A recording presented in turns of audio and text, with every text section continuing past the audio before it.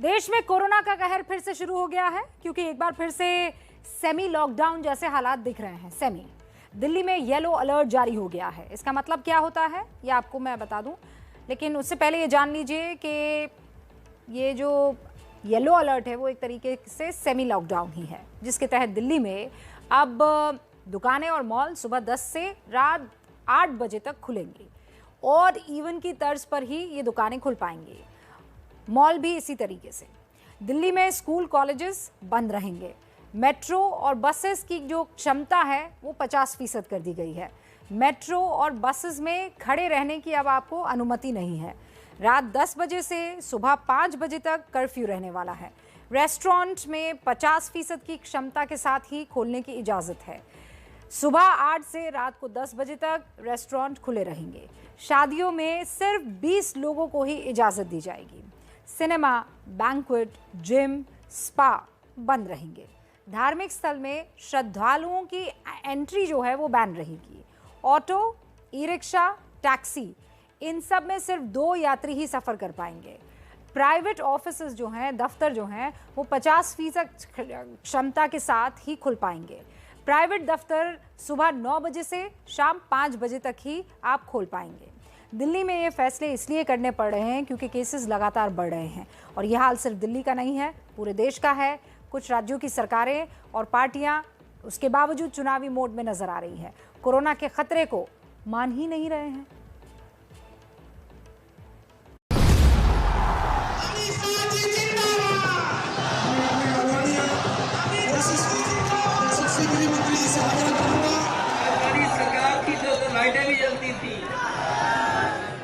मुझे कुछ जर्नलिस्ट पूछ रहे थे कि अमित भाई उत्तर प्रदेश के अंदर क्या होगा।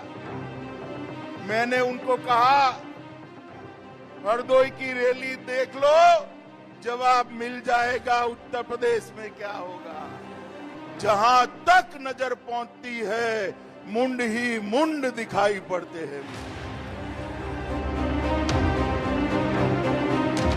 भीड़ देखकर नेता और अभिनेता दोनों उत्साहित होते हैं, इसलिए देश के गृह मंत्री का इन मुंडों को देखकर खुश होना बनता है। लेकिन जब कोरोना फैल रहा हो तो ऐसे में भीड़ की तारीफ करना क्या सही है? यह हरदोई था जहां गृह मंत्री अमित शाह की रैली थी।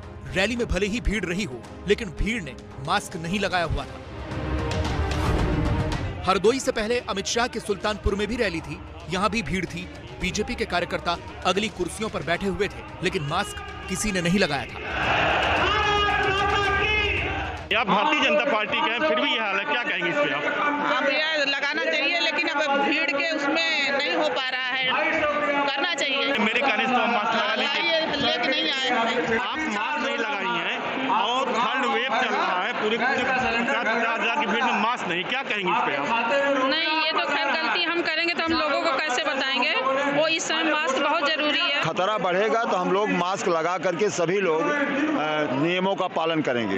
डर तो सबको है, अब लिए भी हैं लेकिन लगाए नहीं है। सब लोग लगाए थे जी, और हम लोग व्यवस्था में है तो बार बार बोलना पड़ रहा है, तो हमको निकालना पड़ा इसलिए जी।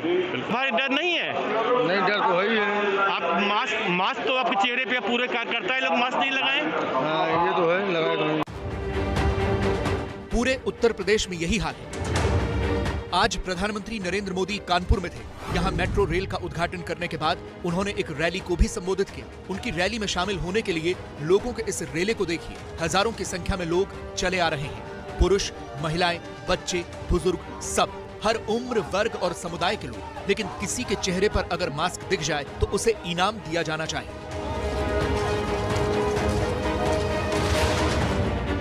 जैसे इनको, लेकिन इन्होंने भी मास्क ठीक से नहीं पहना हुआ है। ज्यादातर के हाथ में बीजेपी का झंडा है, टोपी है, गमछा है, लेकिन मास्क नहीं है। सब नारा भी लगा रहे हैं, लेकिन जय श्री राम का 2 गज की दूरी का नहीं। ये मास्क मेरा ये हाँ टूट गया सर, टूट गया। ये देखिए टूट गया सर। मास्क नहीं लगाए इतनी भीड़ में?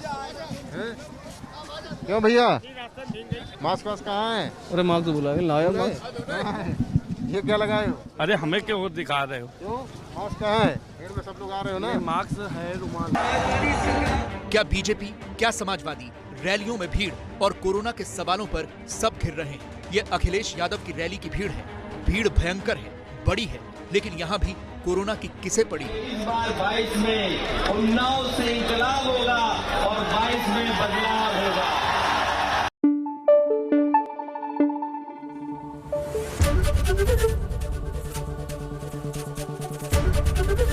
एबीपी न्यूज आपको रखे आगे।